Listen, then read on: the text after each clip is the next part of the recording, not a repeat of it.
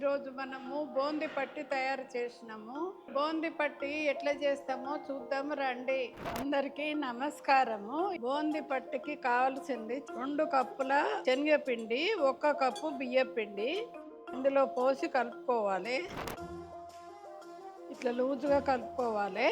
బూందీ పట్టికి ఏమేయొద్దు, ఇందులో ఉప్పు కారం ఏమేయొద్దు. వట్టిగా బియ్యపిండి శనగపిండి పోసి కలుపుకోవాలి. బూందీకి అయితేనేమో ఉప్పు కారం అన్నేసి కలుపుకుంటాము. ఇది ఉట్టి ప్లేన్ గానే కలపాలి. ఇప్పుడు ఇక నూనె పొయ్యి మీద పెట్టి ఇది బూందీ కొట్టాలి.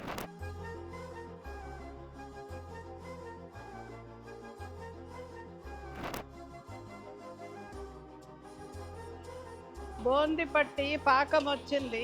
పాకం వచ్చినాక బూందీ పోసినాము. కొంచెం కాజేయాలి. ఇంట్లో కొంచెం ఇలాచి పౌడర్ వేయాలి.